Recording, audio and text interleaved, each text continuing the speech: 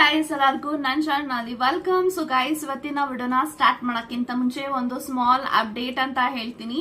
So ಯಾರೆಲ್ಲ personal ರೀಡಿಂಗ್ಗೋಸ್ಕರ contact ಮಾಡಬೇಕು ಅಂತ ಅನ್ಕೊಂಡಿದ್ದೀರಾ, ಜಸ್ಟ್ 222 rupeesಗೆ ಪರ್ಸನಲ್ ರೀಡಿಂಗ್ ಕನ್ಸಲ್ಟೇಷನ್ ಚಾರ್ಜಸ್ ನ ಇಟ್ಟಿದೀವಿ. ಈ ಒಂದು 222 rupees ನ ನೀವು ಪೇ ಮಾಡಿದ್ರೆ job, career, relationship, marriage, third party situation, next person ಬಗ್ಗೆ, ಮುಂದೆ ನಿಮ್ಮ ಲೈಫ್ ಅಲ್ಲಿ ಏನಾಗುತ್ತೆ ಪ್ರತಿಯೊಂದಕ್ಕೂ ಕ್ಲಾರಿಟಿ ಬೇಕು, ಗೈಡೆನ್ಸ್ ಬೇಕು ಅಂತ ಅಂದ್ರೆ ಈ ಒಂದು 222 rupees ನ ನೀವು ಪೇ ಮಾಡಿ ಎಷ್ಟು ಕ್ವಶನ್ಸ್ ಆದ್ರೂ ಕೇಳ್ಬೋದು, ಎಷ್ಟೊತ್ತಾದ್ರೂ ಮಾತಾಡ್ಬೋದು. ಸೊ ಈ ಒಂದು 222 rupees ನ ನೀವು ಪೇ ಮಾಡಿ ರೀಡಿಂಗ್ಸ್ ನ ಪಡ್ಕೊಂಡ್ರೆ ಖಂಡಿತವಾಗ್ಲೂ ನಿಮ್ಗೆ ಒಂದು ಬ್ರೇಸ್ಲೆಟ್ ಫ್ರೀ ಇರುತ್ತೆ, ಒಂದು ಕ್ರಿಸ್ಟಲ್ ಬ್ರೇಸ್ಲೆಟ್ ಫ್ರೀ ಇರುತ್ತೆ. ಸೊ ಅದು ಕರಿಯರ್ ಆಗಿರ್ಬೋದು, ಲವ್ ಆಗಿರ್ಬೋದು, ನಿಮ್ಮ ರೀಡಿಂಗ್ಸ್ ನ ಸ್ಟಡಿ ಮಾಡಿ ಯಾವ ಒಂದು ಕ್ರಿಸ್ಟಲ್ಸ್ ಕೊಟ್ರೆ ನಿಮ್ಮ ಜೀವನ ಚೆನ್ನಾಗ್ ಆಗತ್ತೆ ಅನ್ನೋದೆಲ್ಲಾನು ಅನಲೈಸ್ ಮಾಡಿ ನಿಮ್ಮ ಒಂದು ಡೇಟ್ ಆಫ್ ಬರ್ತ್, ನಿಮ್ಮ ನೇಮ್ ನ ಪ್ರಕಾರ ನಿಮ್ಗೆ ಆ ಕ್ರಿಸ್ಟಲ್ಸ್ ನ ಎನರ್ಜಿ ಮಾಡಿ ಕಸ್ಟಮೈಸ್ ಮಾಡಿ ನಿಮಗೆ ನಾವು ಕಳಿಸ್ತಾ ಇದೀವಿ. ಸೊ ಯಾಕೆಂತಂದ್ರೆ ತುಂಬಾ ಲಾಂಗ್ ಟೈಮ್ ಆಯ್ತು, ಲೈಕ್ ಈ ತರ ಬ್ರೇಸ್ಲೆಟ್ಸ್ ಎಲ್ಲ ಫ್ರೀ ಕೊಟ್ಟು ತುಂಬಾ ಜನಕ್ಕೆ ಬ್ರೇಸ್ಲೆಟ್ಸ್ ಅಗತ್ಯ ಇರುತ್ತೆ, ತಗೊಳಕ್ಕಾಗಲ್ಲ. ಸೊ ನೀವು ರೀಡಿಂಗ್ಸ್ ನ ಪಡ್ಕೊಂಡ್ರೆ ಡೆಫಿನೆಟ್ಲಿ ಗೈಸ್ ಒಂದು ಕ್ರಿಸ್ಟಲ್ ಬ್ರೇಸ್ಲೆಟ್ ಫ್ರೀ ಇರುತ್ತೆ. ಸೊ ಯಾರಿಗೆಲ್ಲ ಬೇಕು ಬ್ರೇಸ್ಲೆಟ್ಸ್ ಕ್ರಿಸ್ಟಲ್ದು, ಖಂಡಿತವಾಗ್ಲೂ ಅವರು ರೀಡಿಂಗ್ಸ್ ನ ಆದಷ್ಟು ಬೇಗ ಈ ವಿಡಿಯೋ ಸ್ಟಾರ್ಟ್ ಆಗಕ್ಕಿಂತ ಮುಂಚೆನೆ ಬುಕ್ ಮಾಡ್ಕೊಳ್ಳಿ. ಸೊ ಓನ್ಲಿ ಲಿಮಿಟೆಡ್ ಸ್ಟಾಕ್ಸ್ ಇದೆ. ಸೊ ಆದಷ್ಟು ಬೇಗ ಇನ್ನು ಮೋರ್ ದೆನ್ ಒಂದು 80 ಪೀಸಸ್ ಏನೋ ಇದೆ ರೀಡಿಂಗು, 80 ಪೀಸಸ್ ಬ್ರೇಸ್ಲೆಟ್ಸ್ ಇದೆ. ಸೊ 80 ಬ್ರೇಸ್ಲೆಟ್ಸ್ ಅಲ್ಲಿ 80 ಜನಕ್ಕೂ ನಾನು ಕೊಡ್ಬೇಕು ಅಂತ ಅನ್ಕೊಂಡಿದೀನಿ ಫ್ರೀ ಆಗಿ.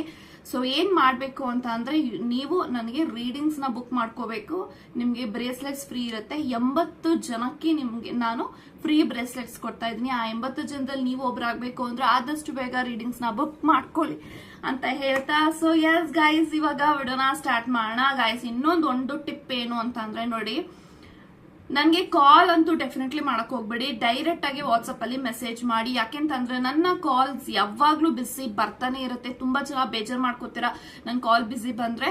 ಸೊ ದಯವಿಟ್ಟು ಹೋಗ್ಬಿಟ್ಟು ವಾಟ್ಸ್ಆಪ್ ಅಲ್ಲಿ ಮೆಸೇಜ್ ಮಾಡಿ, ಮೆಸೇಜ್ ಹಾಕಿ ನಂಗೆ ಖಂಡಿತವಾಗ್ಲೂ ನಿಮ್ಗೆ ರಿಪ್ಲೈ ಬರುತ್ತೆ. ಓಕೆ, ಅಂಡ್ ಪೇಮೆಂಟ್ ಮಾಡಕ್ಕಿಂತ ಮುಂಚೆ ನನ್ನ ಫಸ್ಟ್ ಕೇಳ್ಬಿಟ್ಟು ಪೇಮೆಂಟ್ ಮಾಡಿ ಅಂತಾನೆ ಹೇಳ್ತೀನಿ. ಓಕೆ, ಸೊ ಈ ಒಂದು ವಿಡಿಯೋ ಮೋಸ್ಟ್ ರಿಕ್ವೆಸ್ಟೆಡ್ ವಿಡಿಯೋ ಅಂತ ಹೇಳ್ಬಹುದು, that is love notes. So love notes, ನಿಮ್ಮ ಪಾರ್ಟ್ನರ್ ನಿಮ್ಮ ಬಗ್ಗೆ ಏನ್ ಯೋಚನೆ ಮಾಡ್ತಿದ್ದಾರೆ, ಏನ್ ಥಿಂಕ್ ಮಾಡ್ತಿದ್ದಾರೆ ಅನ್ನೋದನ್ನ ಚಿಟ್ಸ್ ಮುಖಾಂತರ ನಿಮ್ಗೆ ಹೇಳ್ಕೊಡ್ತೀನಿ, ತಿಳಿಸ್ಕೊಡ್ತೀನಿ. ನಿಮ್ಮ ಬಗ್ಗೆ ಏನ್ ಯೋಚನೆ ಮಾಡ್ತಿದ್ದಾರೆ, ಏನ್ ಥಿಂಕ್ ಮಾಡ್ತಿದ್ದಾರೆ, ಅವ್ರಿಗೆ ನಿಮ್ಮ ಮೇಲೆ ಅಭಿಪ್ರಾಯ ಏನಿದೆ, ಎಲ್ಲವೂ ಕೂಡ ಲವ್ ನೋಟ್ಸ್ ಮುಖಾಂತರ ನಿಮ್ಗೆ ನಿಮ್ಮ ಪರ್ಸನ್ ಅವರ ಫೀಲಿಂಗ್ಸ್ ಅರ್ಥ ಆಗುತ್ತೆ. ಸೊ ಇದರಲ್ಲಿ ಏಂಜಲ್ಸ್ ಗೈಡೆನ್ಸ್ ಕೂಡ ಇರುತ್ತೆ. ಸೊ ನಿಮ್ಗೆ ಇಂಟ್ರೆಸ್ಟ್ ಇದ್ರೆ ಫುಲ್ ಈ ಒಂದು ವಿಡಿಯೋನ ನೋಡಿ, ನಿಮ್ಗೆ ಒಂದು ಗ್ರೇಟ್ ಅಪ್ಡೇಟ್ ಸಿಗ್ತಾ ಹೋಗುತ್ತೆ. ಸೊ ತುಂಬಾ ಜನಕ್ಕೆ ಒಂದು ಅರ್ಧ ನಾಲೆಜ್ ಇರುತ್ತೆ, ಲೈಕ್ ರೀಡಿಂಗ್ಸ್ ಫುಲ್ ನೋಡೋದೇ ಇಲ್ಲ, ಯಾರಿಗೆ ಈ ಒಂದು ವಿಡಿಯೋ ರೆಸೊನೇಟ್ ಆಗುತ್ತೆ ಅನ್ನೋದು ನೋಡೋದೇ ಇಲ್ಲ. ಸೊ ಒಂದು ಹೆಡ್ಲೈನ್ ನೋಡ್ಬಿಟ್ಟು ಇದ್ರಂಗ್ ರೆಸೊನೇಟ್ ಆಗಲ್ಲ, ಇದು ನೀವು ಸುಳ್ಳು ಹೇಳ್ತಾ ಇದ್ರ, ಮಣ್ಣು ಹೇಳ್ತಾ ಇದ್ರ, ಅದು ಇದು ಅಂತಲ್ಲೇನೋ ಮೆಸೇಜು ಕಮೆಂಟ್ ಎಲ್ಲ ಮಾಡ್ತಾರೆ.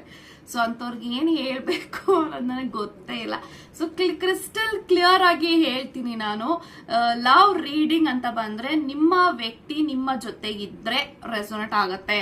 ಬ್ರೇಕಪ್ ರೀಡಿಂಗು ನಿಮ್ಮ ವ್ಯಕ್ತಿ ನಿಮ್ಮಿಂದ ದೂರ ಆಗಿದ್ರೆ ರೆಸೊನೇಟ್ ಆಗತ್ತೆ ಅಂತ ಎಷ್ಟೇ ಕ್ಲಿಯರ್ ಆಗಿ ಹೇಳಿದ್ರು ಕೆಲವೊಂದು ಅವ್ರವ್ರದ್ದು ಬುದ್ಧಿ ತೋರಿಸ್ತಾನೆ ಇರ್ತಾರೆ ಕಮೆಂಟ್ಸ್ ಅಲ್ಲಿ, ಏನು ಮಾಡಕ್ಕಾಗ.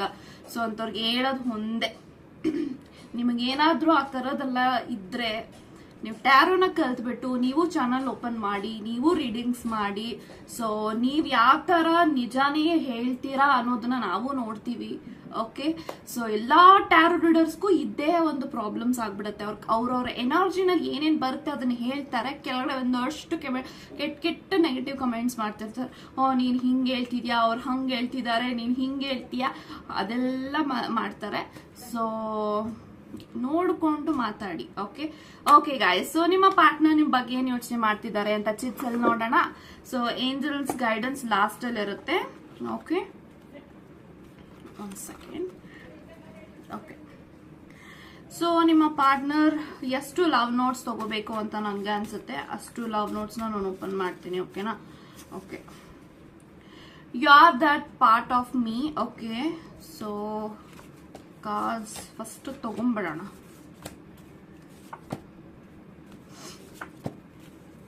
And bottom of the card ಒಂದು ಕಾರ್ಡ್ ಸಿಕ್ತು. Okay, so bottom of the card ಇಂದಾನೆ ಸ್ಟಾರ್ಟ್ ಮಾಡೋಣ. ನಿಮ್ಮ ಪಾರ್ಟ್ನರ್ ಏನ್ ಯೋಚನೆ ಮಾಡ್ತಿದ್ದಾರೆ ಅಂದ್ರೆ, I am wearing the smile you gave me. Okay, so ನೀವು I am wearing my I am wearing the smile you gave me ಅಂದ್ರೆ ಅವರು ನಿಮ್ಮ ರಿಲೇಶನ್ಶಿಪ್ ಅಲ್ಲಿ ತೃಪ್ತಿಯಾಗಿದ್ದಾರೆ, ಸಂತೋಷವಾಗಿದ್ದಾರೆ, ನೀವು ಅವ್ರಿಗೆ ಖುಷಿನ ಕೊಟ್ಟಿದ್ದೀರಾ. ಆ ಖುಷಿನ ಅವರು ಇಟ್ಕೊಂಡು ಅವರ ಮುಖದಲ್ಲಿ ಎಲ್ಲಾರ ಹತ್ರನು ಓಡಾಡ್ತಾ ಇದ್ದಾರೆ ಅಂದ್ರೆ ಡೆಫಿನೆಟ್ಲಿ ಅವ್ರ ಲೈಫ್ ಅಲ್ಲಿ ನೀವು ಬರಕ್ಕಿಂತ ಮುಂಚೆ ಅವ್ರ ಲೈಫ್ ಅಲ್ಲಿ ತುಂಬಾನೇ ಬ್ಯಾಡ್ ಎಕ್ಸ್ಪೀರಿಯನ್ಸ್ ಆಗಿದೆ. ರಿಲೇಶನ್ಶಿಪ್ ಅಂತ ಬಂದಾಗ, ಪರ್ಸನ್ ಅಂತ ಬಂದಾಗ ಡೆಫಿನೆಟ್ಲಿ ಅವ್ರಿಗೆ ನಂಬಿಕೆನೇ ಇರಲಿಲ್ಲ.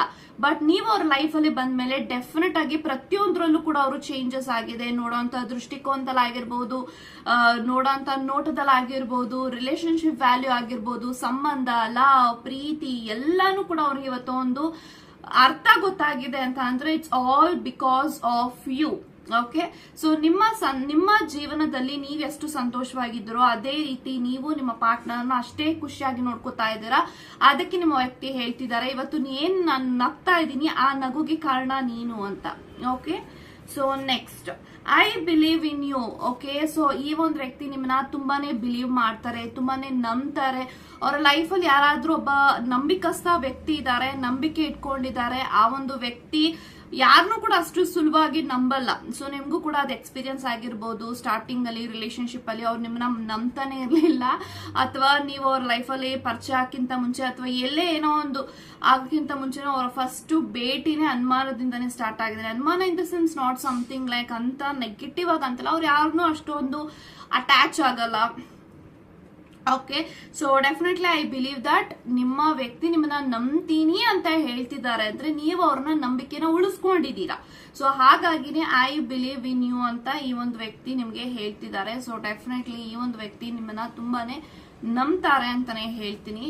Okay, so next, you are my favourite human. So ಅವ್ರ ಲೈಫ್ ಅಲ್ಲಿ ಯಾರಾದ್ರೂ ಒಬ್ಬ ಫೇವ್ರೆಟ್ ಆದಂತ ವ್ಯಕ್ತಿ ಇದ್ದಾರೆ, ಸ್ಪೆಷಲ್ ಆಗಿರೋರು ಇದ್ದಾರೆ ಅವರ ಲೈಫ್ ಅಲ್ಲಿ.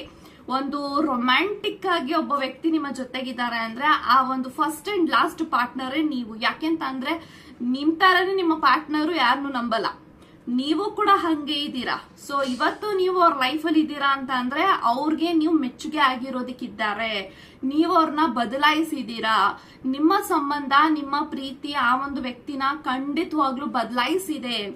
ಓಕೆ, ಸೊ ಅವರು ನಿಮ್ಗೆ ಹೇಳ್ತಿದ್ದಾರೆ, ನನ್ನ ಲೈಫಲ್ಲಿ ಯಾರಾದ್ರೂ ಒಬ್ಬ ಫೇವ್ರೆಟ್ ವ್ಯಕ್ತಿ ಇದ್ದಾರೆ, ಒಂದು ನಂಬಿಕಸ್ಥ ವ್ಯಕ್ತಿ ಇದ್ದಾರೆ, ಸ್ಪೆಷಲ್ ವ್ಯಕ್ತಿ ಇದ್ದಾರೆ, ನಾನು ಅವ್ರನ್ನ ಪ್ರೀತಿಸ್ತಾ ಇದ್ದೀನಿ ಅಂತ ಅಂದ್ರೆ ಓನ್ಲಿ ಯು. ಓಕೆ, ಸೊ ಅವ್ರ ಮನೆಯಲ್ಲಿ ಅವ್ರ ಫ್ಯಾಮಿಲಿ, ಫ್ರೆಂಡ್ಸ್ ಯಾರು ಅವ್ರನ್ನ ಬಿಲೀವ್ ಮಾಡಲ್ಲ. ನನ್ನ ಲೈಫಲ್ಲಿ ಯಾರಾದ್ರೂ ಒಬ್ಬ ವ್ಯಕ್ತಿ ಇದ್ದಾರೆ, ಪಾರ್ಟ್ನರ್ ಇದ್ದಾರೆ ಅಂತ ನಿಮ್ ಪಾರ್ಟ್ನರ್ ಏನಾದ್ರು ಹೋಗಿ ಬೇರೆಯವ್ರ ಹತ್ರ ಹೇಳ್ರೆ ಯಾರು ನಂಬಲ್ಲ. ಯಾಕಂತ ಅಂದ್ರೆ ಅವ್ರು ನಂಬದೇ ಇಲ್ಲ ಪ್ರೀತಿನ, ಸಂಬಂಧನ. ಅದಿಂಗೆ ಇವ್ರು ಇಷ್ಟಪಡ್ತಿದ್ದಾರೆ ಬೇರೆಯವ್ರನ್ನ ಅಂತ ತುಂಬಾ ಸರ್ಪ್ರೈಸ್ ಆಗುತ್ತೆ ತುಂಬಾ ಜನಕ್ಕೆ. ಬಟ್ ನಿಮ್ಮ ವ್ಯಕ್ತಿ ಆಕ್ಚುಲಿ ಇಸ್ ವೆರಿ ಎಮೋಷನಲ್. ಅವರು ಕನೆಕ್ಟ್ ಆಗ್ಬಿಟ್ರೆ ನಿಮ್ಮ ಪಾರ್ಟ್ನರು, ಆ ಒಂದು ವ್ಯಕ್ತಿ ಯಾವ್ದೇ ಏನೇ ಕಷ್ಟ ಬಂದ್ರು ಯಾರನ್ನು ಬಿಟ್ಟು ಹೋಗಲ್ಲ. This is what I am getting feeling. Okay, my favourite place is inside your hug. ಈ ಒಂದು ಮೊಮೆಂಟ್ ಅಲ್ಲಿ ನಿಮ್ಮನ್ನ ಹಗ್ ಮಾಡ್ಕೋಬೇಕು, ತಬ್ಕೋಬೇಕು, ನಿಮ್ ಜೊತೆಗೆ ಓಡಾಡ್ಬೇಕು, ಸುತ್ತಾಡ್ಬೇಕು, ಕೈ ಕೈ ಇಟ್ಕೋಬೇಕು ಅಂತ ತುಂಬಾನೇ ಅವ್ರಿಗೆ ಆಸೆ ಇದೆ. ಸೊ ಅವರ ಫೇವ್ರೆಟ್ ಆದಂತ ಪ್ಲೇಸ್ ಇದೆ ಅಂತ ಅಂದ್ರೆ ನಿಮ್ಮ ತೋಳಿನಲ್ಲಿ. ಓಕೆ, ನಿಮ್ಮನ್ನ ಹಗ್ ಮಾಡಿದಾಗ ಅವ್ರಿಗೆ ತುಂಬಾ ಫೀಲ್ ಆಗತ್ತೆ, ಈ ಒಂದು ಸಂಬಂಧ ನನ್ಗೆ ಎವ್ರಿ ಡೇ ಸ್ಪೆಷಲ್ ಅಂತ ಅವ್ರಿಗೆ ಫೀಲ್ ಆಗತ್ತೆ. ನೋಡಿ, ವಾಟ್ ಹ್ಯಾಪನ್ಸ್ ಇಸ್, ನಾವು ಒಬ್ಬರನ್ನ ಇಷ್ಟಪಡೋರ್ನ ನಾವು ಹಗ್ ಮಾಡಿದಾಗ we release happy hormones. Okay, oxytocin, dopamine, ಈ ರೀತಿ ಹಾರ್ಮೋನ್ಸ್ ಇರುತ್ತೆ. ಆ ಹಾರ್ಮೋನ್ಸ್ ಎಲ್ಲ ನಮಗೆ ರಿಲೀಸ್ ಆದಾಗ we feel very connected to that person. ಒಬ್ಬ ವ್ಯಕ್ತಿ ಬೇರೆಯವ್ರನ್ನ ನೋಡಿದಾಗ ಎಮೋಷನಲ್ ಕನೆಕ್ಟ್ ಆಗದೆ ಆ ಒಂದು ವ್ಯಕ್ತಿಗೆ ಹ್ಯಾಪಿ ಹಾರ್ಮೋನ್ಸ್ ರಿಲೀಸ್ ಆದಾಗ. ಓಕೆ, ಸೊ ನಿಮ್ಮ ವ್ಯಕ್ತಿಗೆ ನಿಮ್ಮನ್ನ ಹಗ್ ಮಾಡಿದಾಗ definitely they feel very special bond. ನನ್ನ ಲೈಫಲ್ಲಿ ಯಾರ ಹತ್ರನೂ ನಾನು ಒಬ್ರನ್ನ ನೋಡಿಲ್ಲ, ಮಾತಾಡಿಲ್ಲ, ಅಥವಾ ಹಗ್ ಮಾಡಿಲ್ಲ, ನೋಡಿಲ್ಲ, ಆ ತರದ್ ಎಲ್ಲಾನು ಈ ಒಂದು ವ್ಯಕ್ತಿಗೆ ಇಶ್ಯೂಸ್ ಇದೆ. ಬಟ್ ಒಬ್ಬ ವ್ಯಕ್ತಿ ನಿಮ್ಮನ್ನ ಇಷ್ಟು ಅಟ್ಯಾಚ್ ಆಗಿದ್ದಾರೆ ಎಮೋಷನಲಿ ಅಂತ ಅಂದ್ರೆ it shows your love.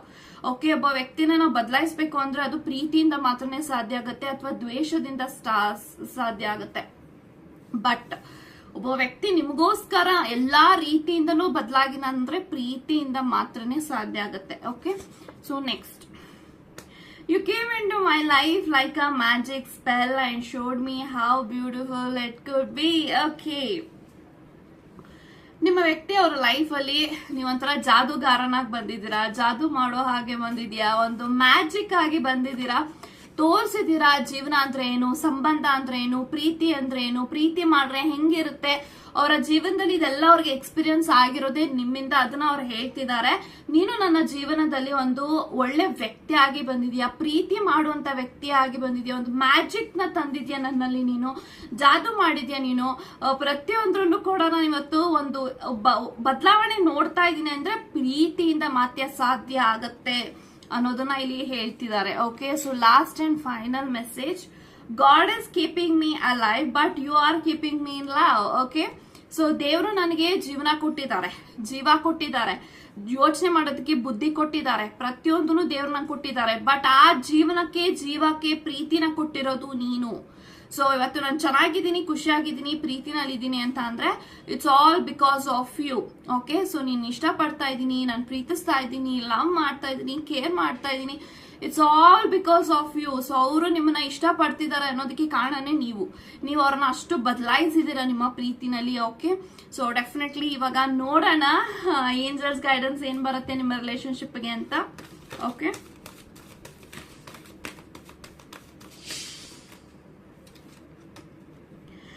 As for help from others. So ಖಂಡಿತವಾಗ್ಲೂ ನಿಮ್ಮ ಕನೆಕ್ಷನ್ ಅಲ್ಲಿ ನಿಮ್ಗೆ ಏನಾದ್ರೂ ಹೆಲ್ಪ್ ಬೇಕು, ಒಬ್ಬ ವ್ಯಕ್ತಿಯ ಹೆಲ್ಪ್ ಸಹಾಯ ಬೇಕು, ಅವಾಗ ನನ್ನ ಸಂಬಂಧದಲ್ಲಿ ಏನಾದ್ರೂ ಒಂದು ಚೇಂಜಸ್ ಆಗುತ್ತೆ, ಅಥವಾ ಸಮಥಿಂಗ್ ನಿಮ್ಗೆ ಏನಾದ್ರೂ ಹೆಲ್ಪ್ ಬೇಕು, ಅಥವಾ ನಿಮ್ಮನ್ನ ಯಾರಾದ್ರೂ ಅವರ ಸಂಬಂಧದಲ್ಲಿ ಸರಿ ಮಾಡಬೇಕು, ಅಥವಾ ಏನಾದ್ರೂ ಒಂದು ಗೈಡೆನ್ಸ್ ಬೇಕು ಅಂತ ಇದ್ರೆ ಖಂಡಿತವಾಗ್ಲೂ ನೀವು ಬೇರೆಯವರ ಹೆಲ್ಪ್ ನ ಪಡ್ಕೊಂಡು ನೀವು ಗೈಡೆನ್ಸ್ ನ ಪಡ್ಕೋಬಹುದು. ಈ ಒಂದು ರಿಲೇಶನ್ಶಿಪ್ ಕುರಿತು ನಿಮ್ಮ ಫ್ರೆಂಡ್ಸ್, ನಿಮ್ಮ ಗೈಡ್, ನಿಮ್ಮ ಪೇರೆಂಟ್ಸ್ ಯಾರೇ ಆಗಿರ್ಲಿ ಅವ್ರ ಹತ್ರ ನೀವು ಗೈಡೆನ್ಸ್ ನ ಪಡ್ಕೋಬಹುದು ಅಂದ್ರೆ ಖಂಡಿತ ಪಡ್ಕೋಬಹುದು. Okay, so with in the next few months ನಿಮ್ಮ ಜೀವನದಲ್ಲಿ, ನಿಮ್ಮ ರಿಲೇಶನ್ಶಿಪ್ ಅಲ್ಲಿ definitely there is a new beginning, rebirth, healing ಆಗುತ್ತೆ. ನೀವೇನ್ ಮ್ಯಾನಿಫೆಸ್ಟೇಷನ್ ಮಾಡ್ತಾ ಇದ್ದೀರಾ, ಈ ಒಂದು ವ್ಯಕ್ತಿ ನನ್ನ ಜೊತೆಗಿರ್ಬೇಕು, ಮ್ಯಾರೇಜ್ ಆಗ್ಬೇಕು, ಎಂಗೇಜ್ಮೆಂಟ್ ಆಗ್ಬೇಕು, ಅಥವಾ what ever the desires from this person, ಅದು ಖಂಡಿತ ಫುಲ್ಫಿಲ್ ಆಗುತ್ತಾ ಅಂದ್ರೆ ಎಸ್ ಹೌದು. ಮುಂದೆ ಬರುವಂತಹ ತಿಂಗಳಲ್ಲಿ ಯಾವಾಗ ಬೇಕಾದ್ರೂ ನಿಮ್ಮ ಮ್ಯಾನಿಫೆಸ್ಟೇಷನ್ ಫುಲ್ಫಿಲ್ ಆಗ್ಬೋದು ಅಂತ ಹೇಳ್ತಿದ್ದಾರೆ. So definitely you gonna wait ಅಂತ ನಾನು ಹೇಳ್ತೀನಿ. So last and final message, listen to your intuition. ನಿಮ್ಮ ಇಂಟ್ಯೂಷನ್ ಏನೋ ಹೇಳ್ತಾ ಇದೆ, ಒಳ್ಳೇದು ಹೇಳ್ತಾ ಇದೆ ನಿಮ್ಮ ಸಂಬಂಧದ ಬಗ್ಗೆ, ಅದನ್ನ ನೀವು ಟ್ರಸ್ಟ್ ಮಾಡಿ. ಸೊ ಸಮ್ ಟೈಮ್ಸ್ ಮಿಸ್ಅಂಡರ್ಸ್ಟ್ಯಾಂಡಿಂಗ್ಸ್ ಆದಾಗ, ಜಗಳ ಆದಾಗ, ಆರ್ಗ್ಯುಮೆಂಟ್ ಆದಾಗ ನಿಮ್ಗೊಂದು ಇಂಟ್ಯೂಷನ್ಸ್ ಬರುತ್ತೆ. ಲೈಕ್ ಏನೋ ಈ ಒಂದು ವ್ಯಕ್ತಿ ಪ್ರೆಷರ್ ಅಲ್ಲಿ ಹೇಳ್ತಿದ್ದಾರೆ, ಫ್ರಸ್ಟ್ರೇಷನ್ ಅಲ್ಲಿ ಹೇಳ್ತಿದ್ದಾರೆ, ಕೋಪದಲ್ಲಿ ಹೇಳ್ತಿದ್ದಾರೆ, ಅಥವಾ ಬೇಕು ಅಂತ ಹೇಳ್ತಿದ್ದಾರೆ, ಎಲ್ಲ ಎನರ್ಜೀಸ್ ಗೊತ್ತಾಗ್ತಾ ಹೋಗುತ್ತೆ. ಓಕೆ, ಸೊ ಮನಸಾಕ್ಷಿನ ನೀವು ಯಾವತ್ತಿಗೂ ನಿರ್ಲಕ್ಷ್ಯ ಮಾಡಕ್ಕೆ ಆಗಲ್ಲ, ಬಿಕಾಸ್ ನಿಮ್ಮ ಇನ್ಸ್ಟಿಂಕ್ಷನ್ ಕರೆಕ್ಟ್ ಆಗಿ ಹೇಳುತ್ತೆ. So that is what I am going to tell you. ನಿಮಗೆ ಆ ಸೂಪರ್ ಪವರ್ಸ್ ಇದೆ. ನೀವು ಸ್ಪಿರಿಚುವಲ್ ಅಲೈನ್ಮೆಂಟ್ ಅಲ್ಲಿ ಇದ್ದೀರಾ, ಸ್ಪಿರಿಚುವಲ್ ಲೈನ್ ಅಲ್ಲಿ ಇದ್ದೀರಾ ಅಂತ ಅಂದ್ರೆ ನಿಮ್ಮ ಇಂಟ್ಯೂಷನ್, ನಿಮ್ಮ ಗಟ್ ಫೀಲಿಂಗ್ ಏನ್ ಹೇಳುತ್ತೆ ಅದನ್ನ ನೀವು ಕೇಳಿಸ್ಕೊಳ್ಳಿ. ಖಂಡಿತವಾಗ್ಲೂ ನಿಮ್ಗೆ ಅದರಿಂದ ಗೈಡೆನ್ಸ್ ಸಿಗುತ್ತೆ ಅಂತ ಹೇಳ್ತಾ, ಗಾಡ್ ಬ್ಲೆಸ್ ಯು ಗೈಸ್.